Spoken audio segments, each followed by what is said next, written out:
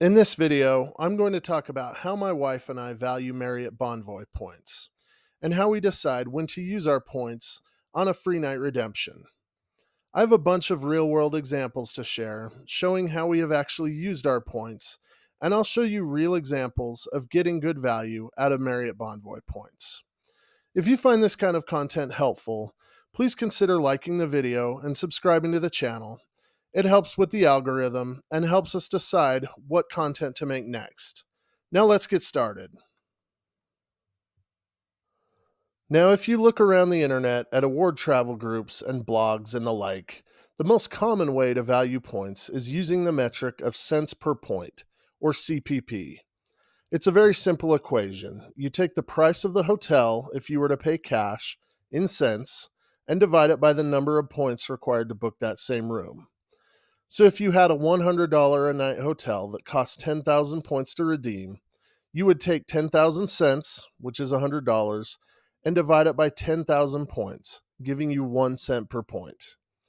There are a bunch of bloggers, YouTubers, and even financial sites that offer an assessment of how much Marriott points are worth, many of them quoting and drawing from each other. I'm not pretending to have a better algorithm than any of these various outlets, but I have often found we can find our own valuations that at least match, if not exceed, those given by the major blogs out there. In other words, I'm not trying to set a standard for valuation of Marriott points here. Rather, I'm going to offer my real world data and examples and show our experiences with using Marriott points in hopes it will better help or it will help provide another data point and be useful. Suffice it to say that most of the estimations I've seen for Marriott Bonvoy points range from around 0.7 to zero point 0.9 cents per point. I value our Marriott points at 1 cent per point minimum, and I'll give several examples of times we got this or better value without going crazy on a super expensive hotel we would never actually pay cash for. So why the disparity? Are they just wrong in how they value points? That's not what I'm saying at all. I realize that these outlets are trying to generalize the value of points, which is great. I've used that as a jumping off point for all kinds of credit card points, and I'm glad those estimates are out there. But I also think it's valuable to have your own estimation of what your points are worth, because, as they say, your mileage may vary. So we're not that scientific about the way we collect data for valuation. Anytime I plan a trip, I look for Marriott properties and look at both the cash value and the points value. Oftentimes the cash price looks good to us and we just book the room. But if the points value looks intriguing, I'll enter it into a spreadsheet that I keep. I'm not trying to cache a ton of data points here, so I don't track a lot of point redemptions. I definitely don't enter all of them into our spreadsheet. But if a hotel looks interesting to me at first glance, I'll put it in the spreadsheet. This is certainly not representative of the entire Marriott brand, and it's not intended to be.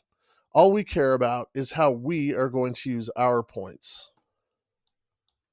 So what about the fifth night free?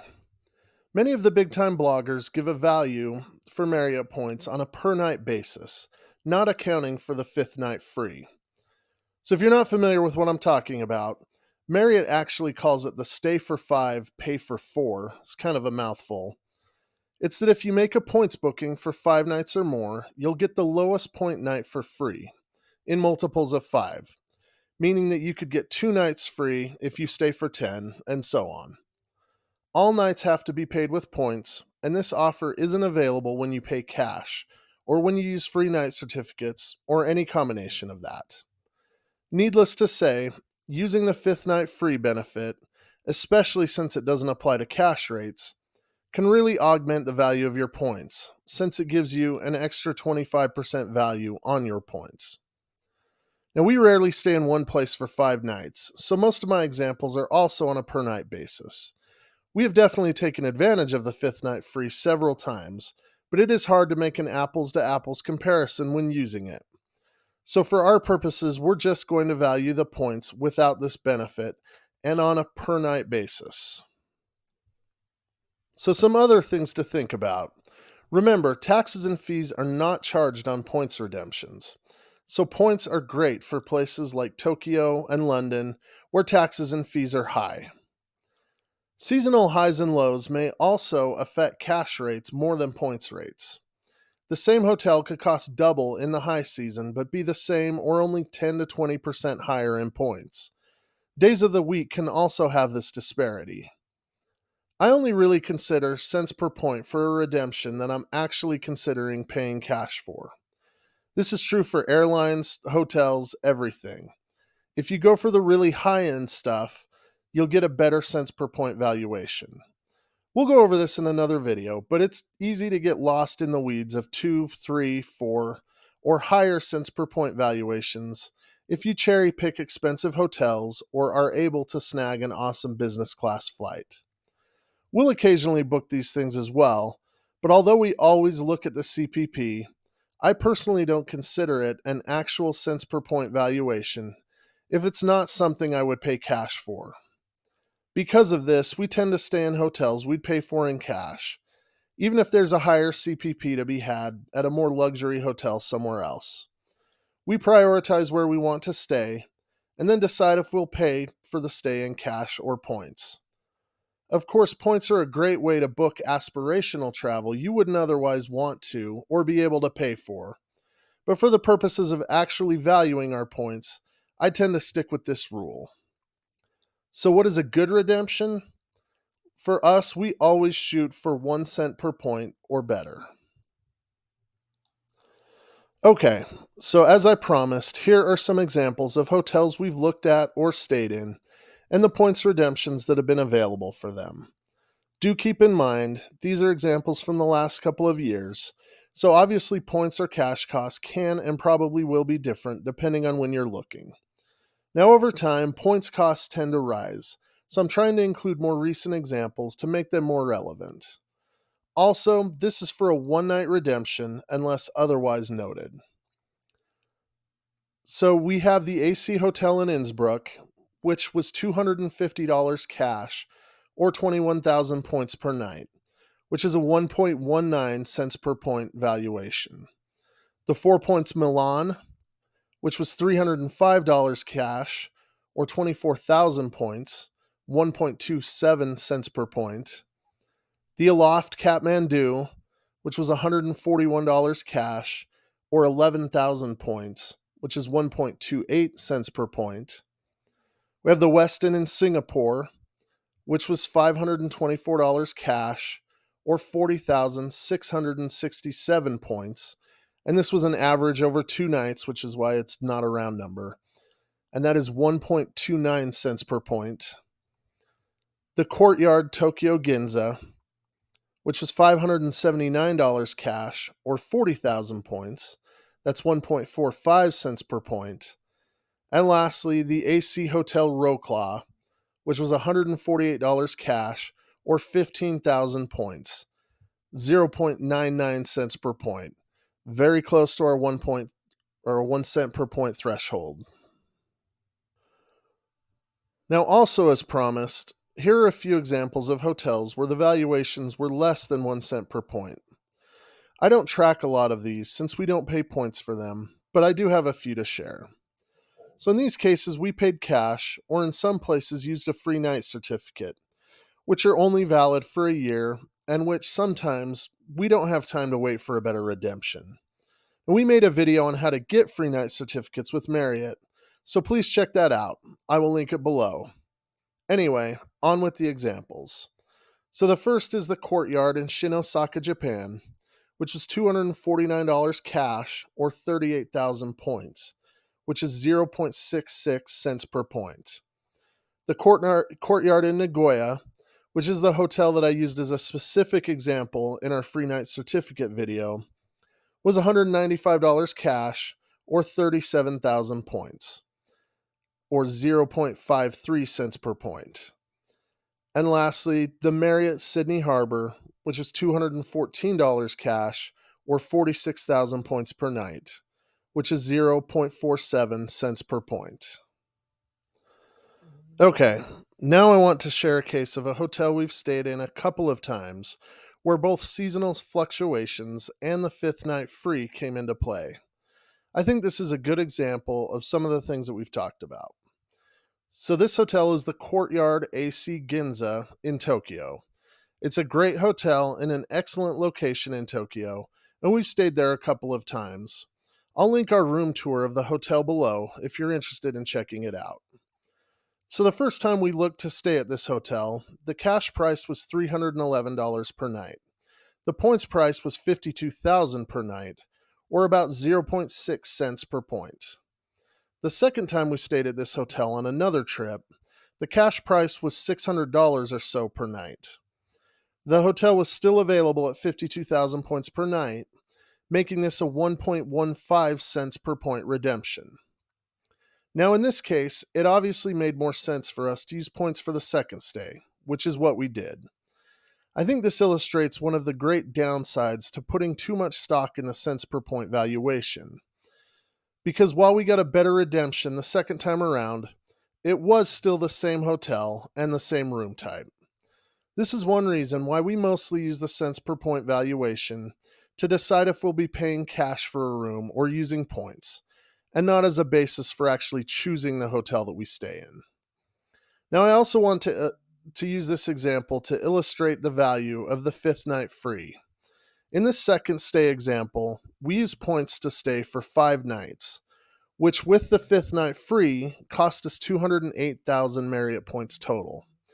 This brings the average cost per night down to 41,600 points, and also brings the value up to 1.4 cents per point, which just goes to show how great the fifth night free can be for getting more value out of your points. So as far as how we decide when to use points on a booking versus when to pay with cash, it's very simple. If a redemption would yield less than 1 cent per point in value for us, we usually pay the cash rate and earn points on the stay. If a redemption yields more than 1 cent per point, we book the stay using points, or in other words, we burn points. I should note here that this applies to stays booked on points, and not necessarily on the use of free night certificates. As I mentioned before, we get several free nights per year from credit cards, and they are only valid for a year from when they're issued. It's not always possible for us to get 1 cent per point or more out of these certificates because of their limitations and because of the timing, so we just get the best value we can from them. Now, we made a video all about how to get free night certificates with Marriott and discuss their limitations at length. And as I mentioned before, I will link that in the description below if you want to check it out. So how do you earn a ton of Marriott points? Here are the ways that we earn our points. First is staying in Marriott hotels. It's easy to forget, if you play the credit card game at all, that you can earn a lot of Marriott points by actually staying at a hotel. Most hotel brands in the Marriott portfolio give you 10 points per dollar spent on the room rate and on many hotel purchases while you're there. Although some of the longer stay hotels like the Residence Inn and Marriott Homes and Villas gives you 5 points per dollar. You can also earn extra points on stays based on your Marriott Bonvoy status. You get extra points ranging from 10% more points for silver status to 75% more points at titanium and above.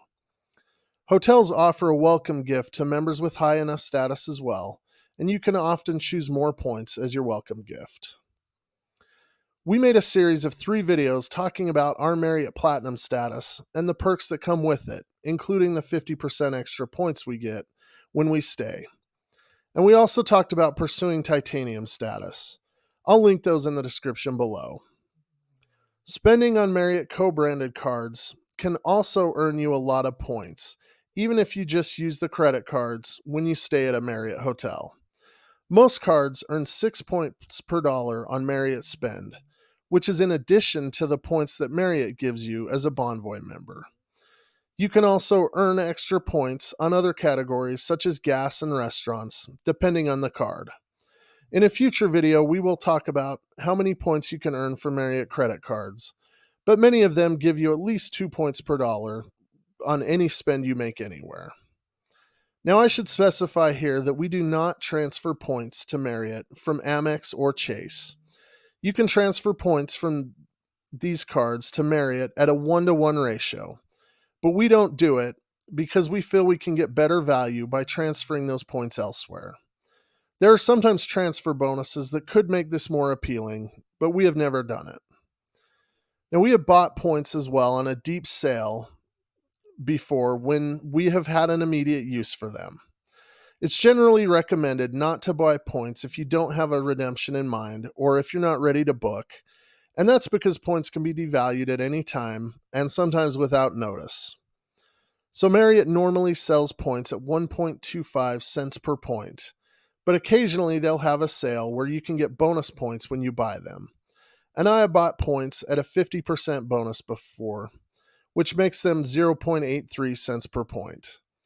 I did say we usually target redemptions of 1 cent per point, so this may not seem like it's worth the hassle. But if you can find a redemption for at least 1 cent per point, and if you can combine it with the 5th night free, you can definitely come out ahead. We don't make a practice of buying points usually, but there are certainly situations when it makes sense to us. Now, as I mentioned before, we'll do a deeper dive into Marriott credit cards in a future video, but I do want to just mention the 2 cards I think are the best for earning Marriott points. Both these cards earn 6 points per dollar on Marriott spend, as do most of the credit cards. But they also have great bonus categories that can help you rack up more points on your everyday spend as well. Now, I'm not going to go over all the benefits of these cards, but they both give free night certificates each year and give you elite night credits toward Marriott status. We've made other videos talking about these and other perks, and you can check them out below if you're interested. So the first is the Marriott Bonvoy Boundless card, which is a Visa card from Chase. It does have a 35,000 point free night certificate every year with a $95 annual fee, but it earns 3 times points on gas, grocery, and dining purchases up to $6,000 per year, and 2 times points on everything else. The second card is a business card, the Marriott Bonvoy Business from American Express. It also gives a 35,000 point certificate every year, and it has a $125 annual fee. But it earns 4 times points on restaurants and gas stations, and 2 times points everywhere else. Now, both of these cards can be great for racking up a lot of points if you use them in those categories, and even on your everyday spend, the 2 times points is pretty great. Okay, so now that we've covered how we value Marriott points, how we earn them, and when and where we spend them, you may be curious about some of the other things we talked about in the video. How to get status with Marriott, how to get free nights, and how to use your credit cards to help you get status faster. Well, we've made several videos on these subjects, all of which are linked below. Also, if you enjoyed this video and would like more content like this, please consider subscribing to the channel. So check out our Elite Night Credits video to learn how to get status with Marriott. Also, we made 2 videos documenting our stays and experiences at Marriott Platinum members in 2024. We also made a video looking at Marriott Titanium status and whether we should go for Titanium in 2025. And finally, we made a video on how we earn several free nights per year from Marriott credit cards. We also do a lot of room tours of Marriott and other hotels we stay in, so check out our playlist below if you're interested. Thank you for watching.